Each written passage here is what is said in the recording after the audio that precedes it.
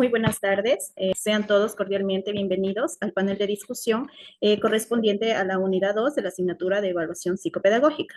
El tema que abordaremos el día de hoy es la detección y fundamentación de necesidades en contacto escolar y familiar. Un aspecto fundamental para comprender las características, fortalezas y necesidades de los estudiantes y así promover una educación inclusiva y de calidad. Bien, iniciemos con una importante introducción como es sobre la evaluación psicopedagógica y esta se entiende como un proceso sistemático de recopilación y análisis de información que nos va a permitir identificar las necesidades educativas, el desarrollo y las potencialidades de los estudiantes, ya que su finalidad es orientar la toma de decisiones pedagógicas que favorezcan el aprendizaje y el bienestar integral. Para cabo este proceso se utiliza diversos instrumentos de evaluación psicopedagógica, los cuales permiten obtener información válida y confiable. Estos instrumentos pueden ser cualitativos, como la observación y las entrevistas, o cuantitativos, como las pruebas psicométricas y las escalas estandarizadas. La adecuada selección y aplicación de estos instrumentos es esencial para garantizar resultados pertinentes y útiles para la intervención educativa. Pues bien, el día de hoy contamos con 3 compañeras que nos van a compartir sus conocimientos sobre diferentes aspectos de evaluación psicopedagógica. En primer lugar, nos acompaña Ana Pérez, quien abordará el tema de clasificación y selección de instrumentos, criterios de clasificación. En segundo lugar, contamos con la participación de Victoria Rivas, quien abordará sobre los criterios técnicos y psicométricos y fases operativas para el uso de instrumentos. Y finalmente nos acompaña Giovanna Sofía Condolo, quien desarrollará el tema de ejemplos de instrumentos relevantes para la educación inicial y el papel del docente evaluador. Pues bien, agradecemos su presencia y vamos con la intervención de nuestra primer panelista, como es la compañera Ana Pérez. Adelante, compañera. Muy buenas tardes, estimadas compañeras, estimadas docentes. Sí, el día de hoy voy a hablar del tema de la clasificación y selección de instrumentos, teniendo en cuenta el criterio de clasificación. Bueno, primeramente tenemos lo que es las técnicas de instrumentos para la evaluación psicopedagógica, teniendo en cuenta que la evaluación psicopedagógica es una técnica de instrumento para obtener información fiable y tomar sobre todo decisiones con base científica, procedentes sobre todo de la psicología, la educación, como también de la medicina y las ciencias sociales. Seguidamente tenemos lo que es el enfoque, teniendo en cuenta que se puede aplicarse desde un enfoque tradicional o crítico según la forma de enseñar y evaluar el aprendizaje. Tenemos el enfoque tradicional, donde que todos aquí aprenden por igual. También tenemos lo que son las pruebas escritas, memorizar conocimientos dentro de esta. Y tenemos también lo que aquí tiene que ver mucha relevancia, la importancia de la nota, como también la competitividad y control. A diferencia del crítico, acá se da que cada estudiante aprende diferente, diversas formas de evaluación existen, se desarrolla lo que son habilidades y pensamiento crítico.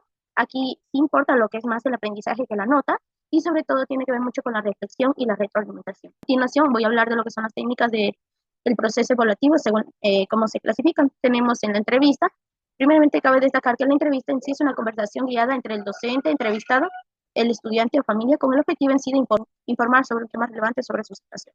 ¿Para qué sirve? En sí este sirve para obtener información personal, académica o familiar, como también nos permite conocer necesidades, intereses y dificultades. Cabe destacar también que complementan lo que son otros instrumentos de evaluación y sobre todo confirma o amplía hipótesis para evaluar. Por otro lado tenemos los tipos de entrevista. Dentro de los tipos de entrevista tenemos lo que es la entrevista estructurada, que se caracteriza primeramente por tener preguntas previamente planificadas, tener un orden fijo y organizado, asimismo permite comprender, comparar respuestas, como también es útil para la información que se busca, sobre todo si es específica. Cabe destacar que aquí es ideal cuando se necesita, por ejemplo, tener datos concretos y sobre todo comparar. Como siguiente tipo de entrevista, lo que es la semiestructural, en sí tiene que ver más con tiene temas de guía, pero no preguntas fijas. Asimismo, permite lo que es la flexibilidad en la conversación y se adapta sobre todo a nuevas preguntas según las respuestas. Aquí permite lo que es adaptar la conversación y profundizar según cada situación. Por otro lado, tenemos lo que es la entrevista no estructural. Aquí se da en sí la conversación libre e informal, sin preguntas definidas. Asimismo, favorece lo que es la confianza y la expresión espontánea. Y cabe destacar que en sí, aquí favorece lo que es un ambiente de confianza y la expresión natural del entrevistado. Ahora bien, para esta entrevista en sí se requiere lo que es un ambiente de confianza, asimismo se debe de garantizar lo que es la confidencialidad, asimismo se necesita buena comunicación entre el entrevistador y el entrevistado, y por último cabe destacar que se registran los datos en sí para su posterior análisis. Bueno, como siguiente técnica tenemos lo que son las pruebas psicopedagógicas, teniendo en cuenta que tenemos la dimensión personal como áreas biológicas, psicomotoras, cognitivas, motivacional, afectiva, social. También tenemos la dimensión académica, áreas como el del estudiante, profesor, currículo y recursos didácticos y sobre todo en institución escolar. Por otro lado tenemos lo que es lo socioafectivo, que en sí tiene que ver con las áreas parte del familiar, compañeros y comunidad, teniendo en cuenta que este en sí es una de las pruebas de test que pasan los alumnos. Cabe destacar también que en sí esta prueba de psicopedagogía tiene que ver mucho con lo que son los test o reactivos que se eligen intencionalmente con el fin de explorar una o nuevas varias dimensiones de áreas que ya las había mencionado. Como siguiente técnica tenemos la observación, teniendo en cuenta que esta es una técnica clave en la evaluación psicopedagógica que el docente utiliza para analizar lo que es el comportamiento del estudiante. En sí, esta consiste en ver, oír y sobre todo registrar de manera sistemática lo que son comportamientos, actitudes y procedimientos. Todo esto se realiza en función de objetivos previamente establecidos y sobre todo con el fin de obtener información útil para la evaluación. Por otro lado, tenemos los tipos de observación.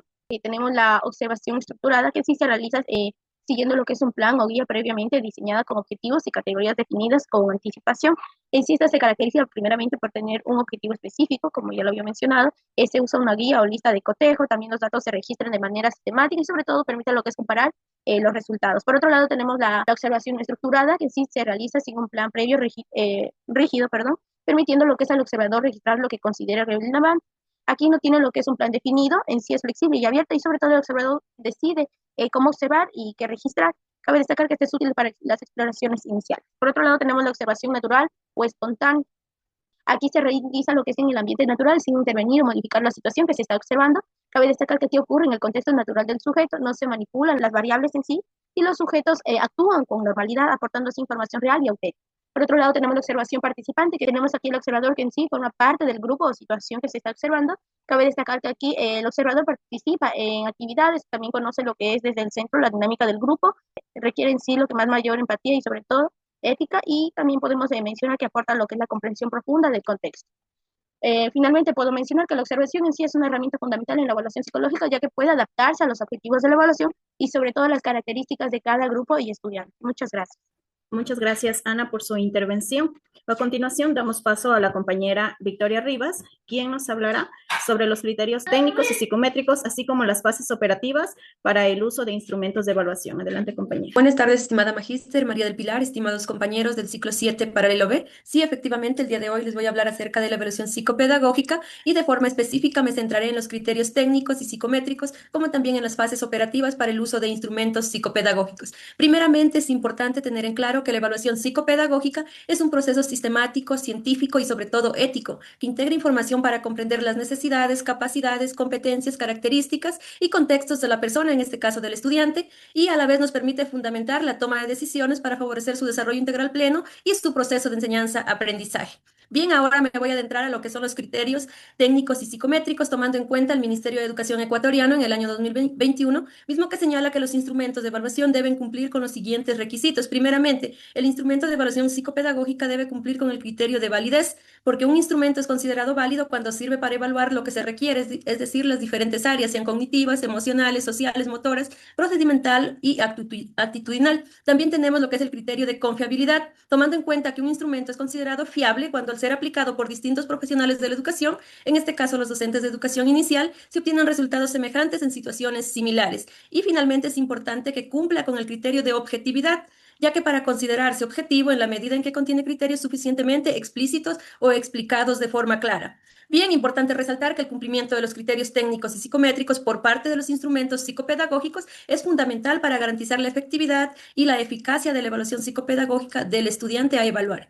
Ahora abordaré las fases para el uso de instrumentos psicopedagógicos. Primeramente, tenemos que tomar en cuenta que las fases para el uso de instrumentos psicopedagógicos dentro de la evaluación psicopedagógica, valga la redundancia, constituyen una secuencia organizada de acciones que permiten obtener información válida, confiable y sobre todo relevante sobre las necesidades, características, capacidades, competencias o dificultades que presente el estudiante. Bien, importante también mencionar que estas fases se componen por 7. Primeramente abordaremos la primera fase, que hace enfoque hacia la planificación y consentimiento. Pero ¿de qué se trata esta? Aquí es donde ya vamos a definir los objetivos, a seleccionar el instrumento acorde del perfil estudiantil y a obtener el consentimiento informado, en este caso el consentimiento de los padres, de los progenitores o el representante legal del estudiante al que vamos a evaluar. Seguidamente tenemos la fase de preparación y calibración. ¿Qué es lo que vamos a hacer aquí? Pues aquí vamos a revisar el instrumento, a verificar su correcto funcionamiento y a realizar la calibración necesaria para la efectividad evaluativa. Como tercera fase tenemos lo que es ya la aplicación. Pues ¿qué vamos a hacer aquí? Vamos a aplicar como tal el instrumento psicopedagógico psicométrico,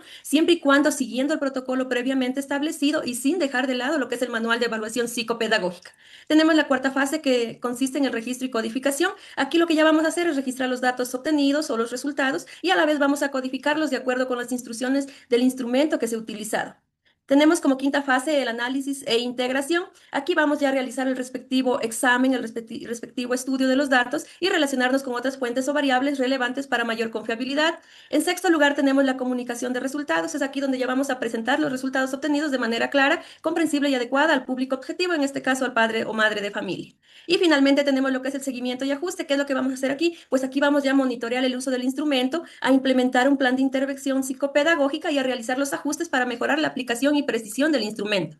Bien importante también tener en claro que la evaluación psicopedagógica es un proceso continuo y dinámico que mediante el uso adecuado de instrumentos válidos y sobre todo confiables permite comprender las necesidades del estudiante y a la vez nos permite intervenir de manera oportuna para favorecer su desarrollo integral, siempre y cuando respetando su contexto, la diversidad y dignidad del estudiante. Muchas gracias. Gracias, compañera, por su intervención.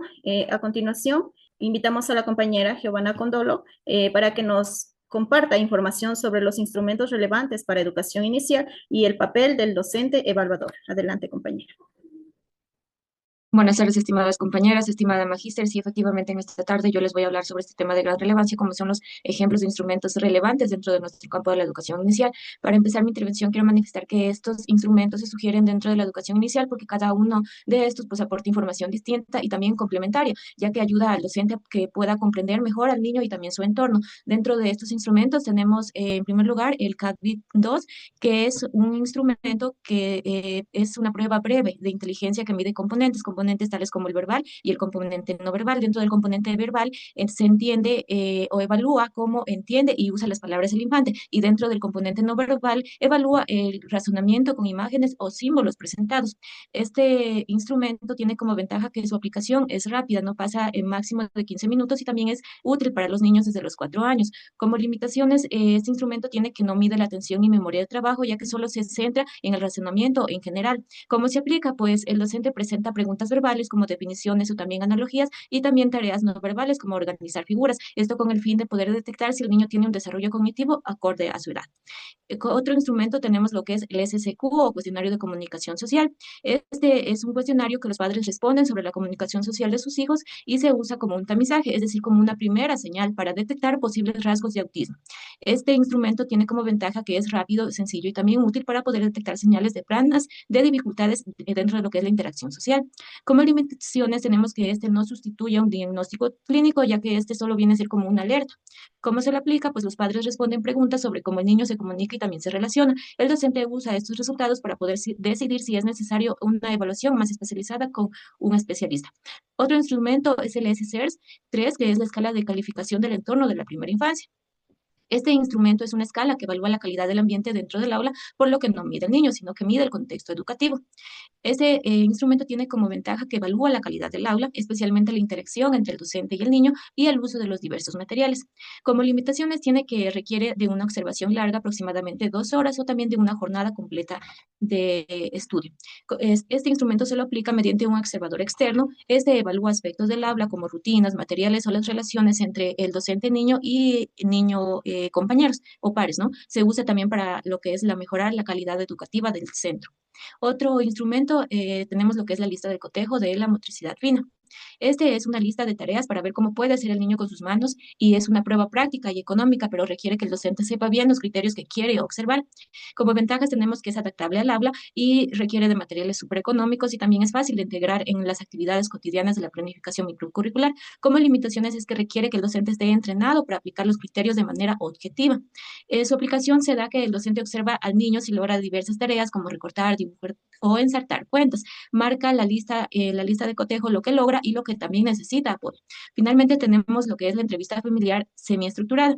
Esta es una conversación semiestructurada con los padres para conocer el contexto sociofamiliar que da información profunda, pero puede tener un sesgo según cómo pregunte el entrevistador. Como ventajas tenemos que permite conocer factores culturales, sociales y emocionales que influyen en el ambiente del niño. Como limitaciones que puede haber un sesgo según cómo pregunte el entrevistador o según lo que los padres quieran compartir dentro de la información. Esta entrevista se le aplica mediante el docente en una conversación con los padres siguiendo una guía semiestructurada. Recoge información sobre las rutinas, valores familiares, expectativas educativas, entre otras.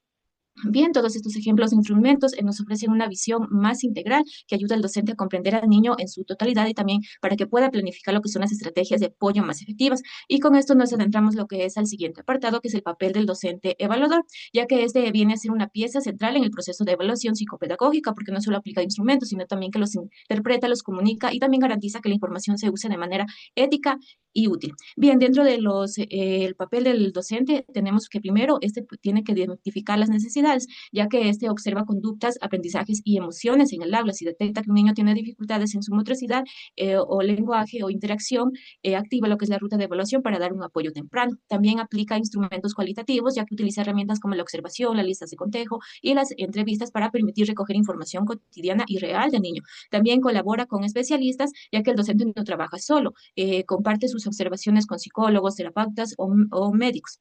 También hace lo que es una triangulación de datos porque combina información pedagógica, psicométrica y familiar. Comunica también lo que son los hallazgos, ya que explica los resultados de los padres en un lenguaje sencillo y sin etiquetas negativas. Finalmente, salvaguarda la confidencialidad, ya que protege la información del niño según la Ley Orgánica de Educación Intercultural en el artículo 43. Finalmente, quiero manifestar que el docente debe mantener registros seguros y también evitar lo que son los juicios etiquetadores para adoptar un enfoque de mejora continua. Muchas gracias. Muchas gracias, estimada Giovanna. Sus aportes son muy importantes, ya que como futuras docentes tenemos que saber qué instrumento podemos aplicar nosotros dentro de lo que es en el aula.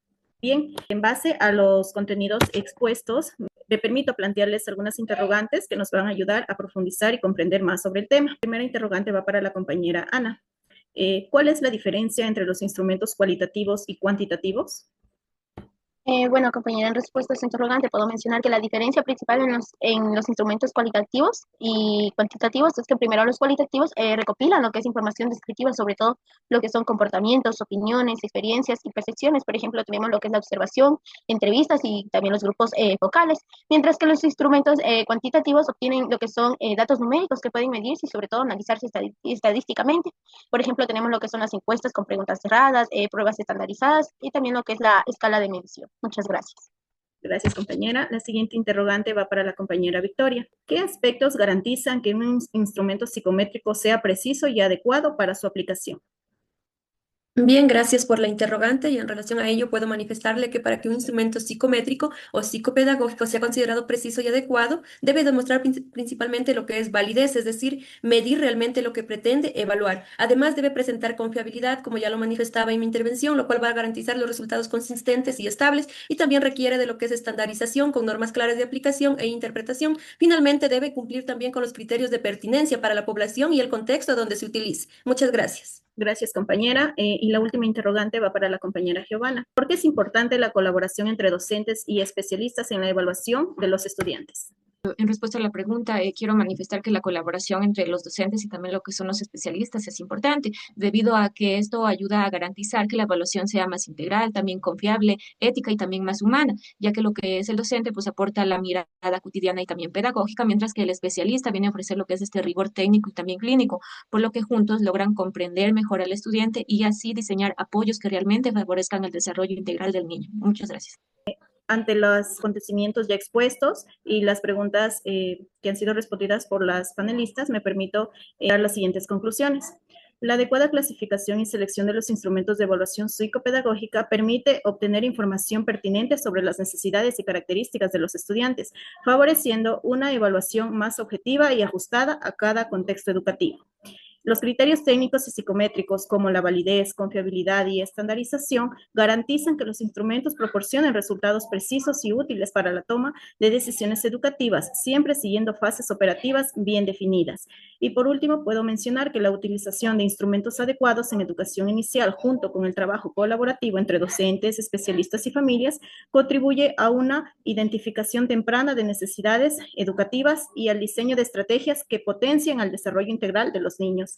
Para finalizar, agradecemos la participación de nuestros panelistas y la atención de usted, estimada magíster. Esperamos que este espacio haya sido fortalecedor para los conocimientos sobre la evaluación psicopedagógica y su importancia en el ámbito educativo. Muchas gracias.